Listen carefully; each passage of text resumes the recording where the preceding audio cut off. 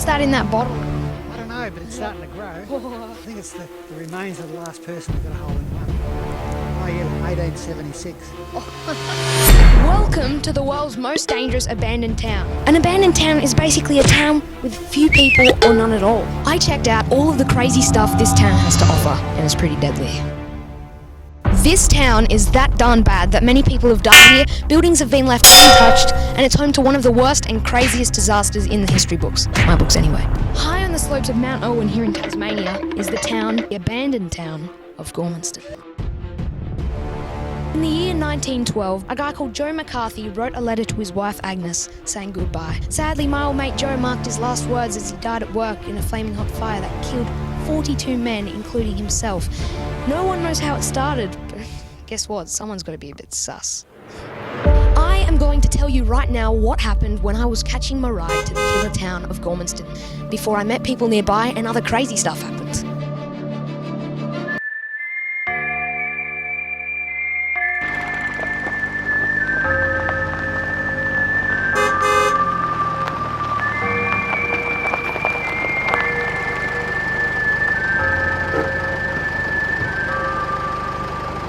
Let's go.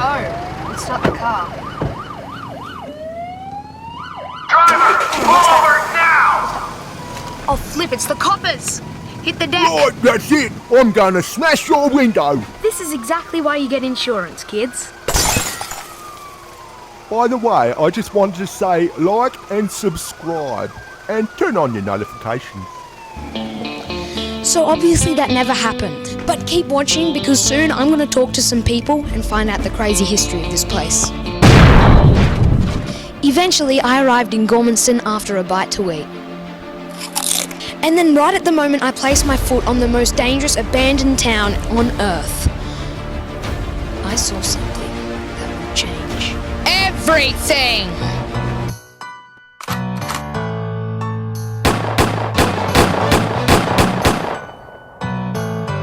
That's for people who dislike me. On the contrary, let's start that again. I arrived in good old Gormanston, the grave for many strangers, and then met this guy named Peter. And please tell me about your fire truck over there. Are you getting ready for a massive explosion or something, or a huge bushfire coming out and wiping out everything you see around here? Possibly. There's been two big fires 30 years ago and another one about 12 years ago.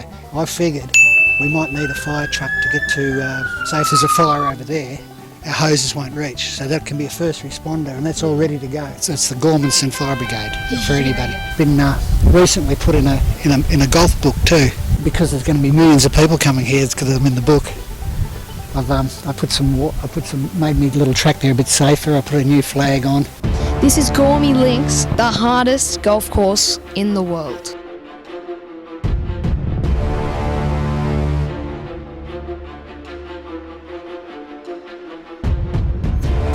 Keep all the health and safety up. So you've got to concentrate. Yep. And if you get an ant, you've got to pick it up and tap it on. Don't kill them. Tap it on there. And we had a big bunch of guys here once. Mr. Peter Miller on the golf ball. Strikes. Yo, that was actually pretty good. It's my first shot of the day of golf, and let's hope it's a good one. My whole life is counting on this one. Thank you. It's only $1 a shot. Prize if you get a hole in one.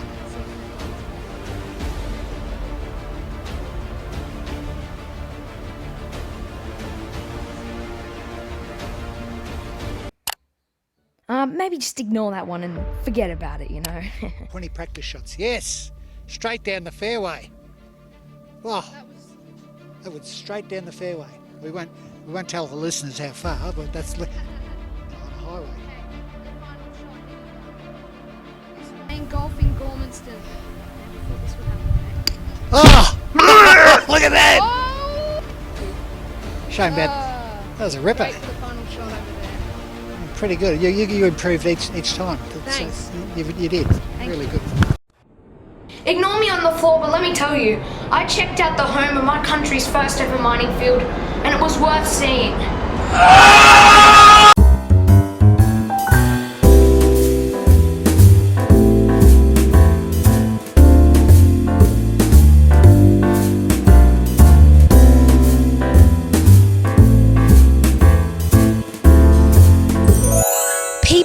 live nearby Gormanston are in danger due to the tin metals that flick up in the massive storms they get here. And also, if this place goes up in flames, could you imagine that? It would be a giant bomb. It would blow that whole mountain to bits. In the 1960s, Gormanston was full of over 2,000 residents, but then as time went on, it started to empty and became more quiet, even more so today. I need to tell you something that is very, very important. I'm going to give you something very, very precious. I'm going to give you $5 billion!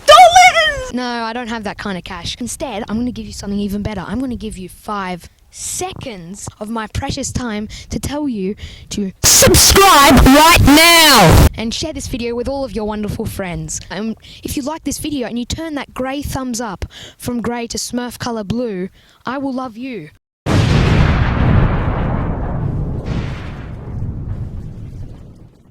And because of Gormanston's mining history, I was just wondering, do you know what gold nuggets like to listen to? No, I don't. Oh wait, I've just figured it out. They like to listen to heavy metal. Oh, do they? Oh, that's a good one. Okay, that joke sounded way better in my head, but maybe let's just continue, eh? I actually have a mate, lives a couple of blocks up. He lived here as a child and went to school right there at Gormanston School. As you can see right here, some of the buildings, all that's left of them is just slabs of concrete, like this school. See the old tiles right here? There's a memorial over here about a boy called Craig Hill who was accidentally drowned at age 7 years. And right over there you can see the old basketball court where they would have played basketball. And most were actually moved to other locations. This is all that's left. Another flaming hot fire occurred in Gormanston, burning down the town school. Therefore, it shut down. Mother Nature is taking back. Yeah. Right. Yeah. Basically just slabs of concrete sitting there now. Yeah, there's a few lino tiles if you want to go over. There's a few lino tiles left up there and that's about it. And I heard that locals were not so long ago fighting for one of the main mining buildings, and then apparently it was demolished. I believe that was the men's shed. It's a couple of streets over. Yes, it's just council come up and raised it, so I don't think West Coast Council are too interested in doing anything up here. There's no water. You must have tanks, so yes, we're on our own. A lot of newcomers. A lot of houses have been selling lately, so yeah. We're going to hit a bit of a boom. 2 weeks ago, a lightning strike hit the water main and we now have no fire hydrants, so fingers crossed there's no more fires come through. Well, Christine, it's your lucky day because I know a guy that can help with that. His name is Peter and he owns a fire truck. You thought Tasmanian tigers were extinct, didn't you? Look, Tassie tiger lives up there. Right. This is the home of the last Tasmanian tiger. It's literally just in there right now. And tell me about your helipad. If I get sick, they can land the helicopter right next to me and then take me to hospital. You know, that's my helipad. I've got to get a little thing with an H on it. One has to be happy wherever they are. Like I could be happy anywhere, you know, as long as I'm somewhere and alive. But this is comfortable here. I call it comfortable. I've always wondered, what do you get when you push a piano down a mine shaft?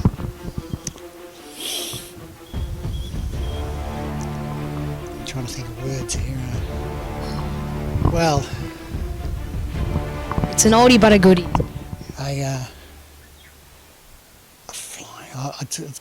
I could probably think of it in a couple of days. What? A flat miner. Yeah, I wouldn't have got that one because you've got to know a bit about music, don't you? Yes, This is his doorbell right here. That's the original one. Oh, the original one was that. No, I tried that. Then that. And then you go. and if none of those work, I'm either dead or well asleep. Oh, yeah.